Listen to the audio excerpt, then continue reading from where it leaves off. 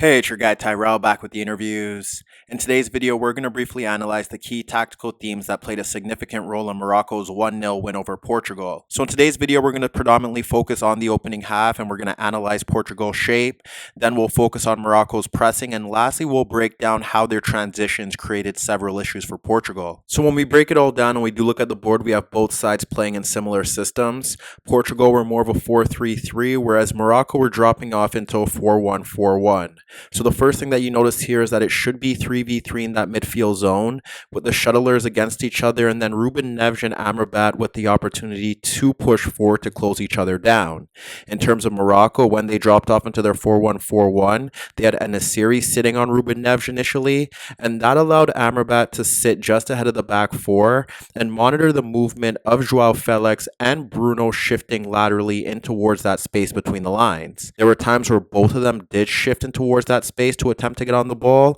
and they were forming somewhat of a midfield box in that zone. From there, it does look like it is 5v4 against the Moroccan midfield and En-Nesyri, and that's where you would see Ziyech tucking into more of a central position to be a bit narrow. And from there, Ziyech would monitor the movement of Joao Felix if he dropped off Hakimi in towards that midfield zone, and that would allow ounahi to step forward to close down Otavio. There were situations where you did end up seeing Joao Felix tucking in just ahead of Hakimi, and that would create the space for Rafael Guerreiro to push forward, but Ziyech did a very good job of tracking that movement and pushing out in towards that zone to close down the left back if he was forced to tuck in a bit narrow. The same was applicable for Bruno, who would shift laterally to occupy the left back, and in that situation, if he's in that gap between the left back and Romain Saiz or simply occupying the left back, then Dalot could push forward to provide the width on the opposite flank. In many situations, when Portugal were looking to build, they also had vertical movement from Joao Felix and Bruno in those gaps between the fullbacks and the center backs,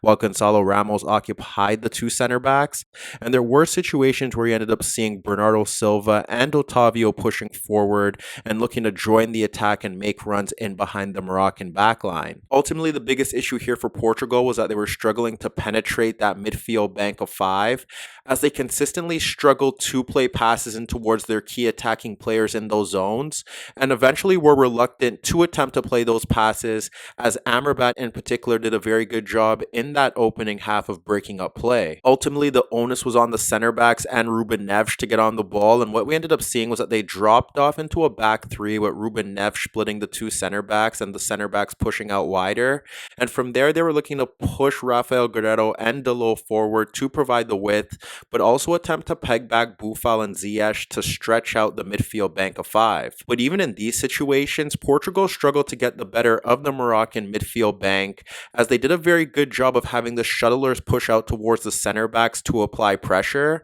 and then they would still keep En-Nesyri pushing forward to Ruben Neves or the deepest midfielder. There were occasions where you witnessed Bernardo Silva, Otavio, and Bruno stepping as deep as their own half to get on the ball ahead of the midfield bank, but they struggled to impact the game in those zones. If there were situations where the shuttlers couldn't push forward to close down the center back, specifically down the left-hand side, you'd witness boufal shifting across to close down Pep, and that would often see Bruno in a pocket of space, so they were congesting those lanes to ensure that he couldn't get on the ball, and then simply leave their left back to deal with Dalot. In these situations, Morocco really did a very good job of frustrating Portugal, and they simply restricted them to playing long balls over the top. Now, there were variations in how they were looking to get in behind the Moroccan backline, and some of it stemmed through the center backs and Ruben Neves playing long balls over the top for Gonçalo Ramos, or the midfield runs from the key attacking players, but those passes were often picked out by the Moroccan backline.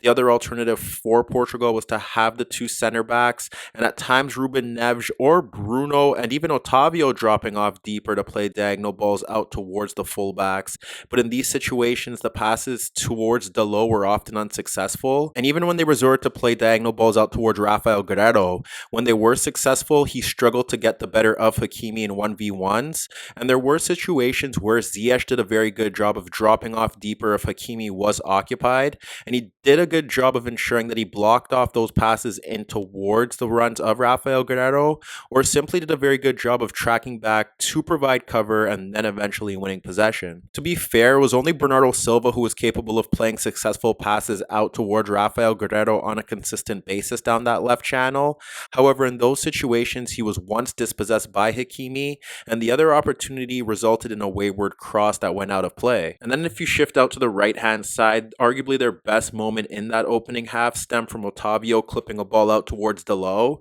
and the ball was deflected by the left back into the path of Bruno, making that run between the center back and the left back in towards right half space. And from there, Bruno fired a first-time effort towards goal that hit the crossbar and went out of play. And then when you shift to Morocco, on the rare occasion that they were capable of building from the back, they were looking to slide Amrabat in between the center backs to split them out and push Hakimi and the left back forward. And in those situations, you had Gonzalo Ramos leading the press, Bernardo Silva stepping towards Amrabat, and Gonzalo Ramos would often get help from Bruno or Joao Felix to close down the other center back. In many of these situations, it was Joao Felix stepping out towards the center back and forcing Rafael Guerrero to push forward on Hakimi, or from there, if Joao Felix pushed forward, Otavio could shift out to Hakimi, and then you would need Ruben Neves to deal with ounahi. However, when you focus on Morocco's key moments in that opening half that got them into legitimate goal-scoring positions, it often stemmed through combination plays that resulted in the middle third or their own third, and from there they were able to bypass the Portuguese pressure and get the fullbacks into advanced positions as Bruno nor Joao Felix were tracking their movement, and that often forced Ruben Neves or Otavio to shift over to provide cover. But in many of those situations, they were able to get the overload and deliver quality crosses in towards the penalty area or simply win corner kicks. There was one example in particular down the left-hand side where you witnessed the Moroccan left back carrying a loose ball across Bruno and locating En-Nesyri dropping off in towards the halfway line, where he drags out Ruben Neves, drops off the ball towards Amala, who then clips the ball in towards the gap down that left channel for the left back continuing his run, and he drags out Ruben Diaz as he carries the ball towards the byline and ultimately wins a corner. Whereas on the right hand side, the combination of ounahi, Hakimi, and Ziyech did a very good job of bypassing the Portuguese press and then carrying the ball forward into the final third, or simply looking to shift the ball out towards the left channel where they were able to create overloads to bypass Bruno and then force out Ruben Neves or Pep to provide cover for Delo, as Bruno wasn't able to protect them from the overload. In the early stages of the first half, you witness Bernardo and Otavio stepping towards ounahi,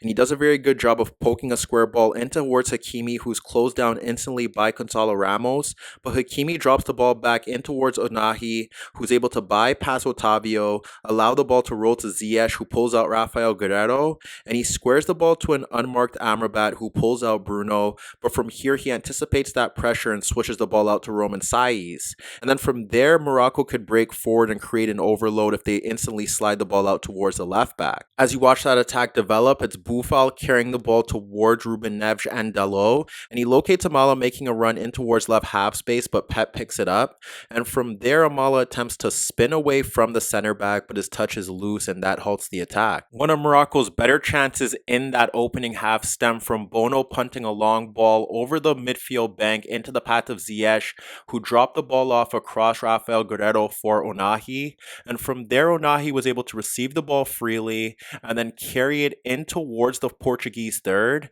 and that's where he ended up switching the play out towards Boufal. You could witness that Bruno wasn't there for the overlapping run of Allah, and it forced Ruben Neves to shift across to provide cover. From here, what Boufal does well is that he drags the ball towards the edge of the box, dragging away Ruben Neves, Delo, and Pep towards him, and he slides the ball out towards Allah, who's now breaking towards the byline, and you could see that now Delo and Pep are retreating to block the ball across the 6-yard area, which creates an avenue for the left back to pull the ball back towards En-Nesyri unmarked, but from this position he ends up skying a first-time effort over the net. And then when you break down Morocco's winner, it exploits exploits the two areas that the African side enjoyed success in. It starts with Amrabat dropping between the two center backs and sliding the ball across Bernardo into the path of Ounahi, dropping off of Ruben Neves. He receives the ball ahead of the halfway circle, and he takes a heavy touch across Otavio, but what he does well here is that he retains possession, carries it across the shuttler, and then he continues to carry the ball towards the touchline to drag away Joao Felix. From there, he splits Joao Felix and Otavio for Ziyech dropping off in towards the midfield zone, and with Ruben Neves caught looking to cover his positioning, it allows Ziyech to switch the ball out towards boufal, and that now creates the attempted overload. What we end up seeing here is that boufal is occupying Ruben Neves,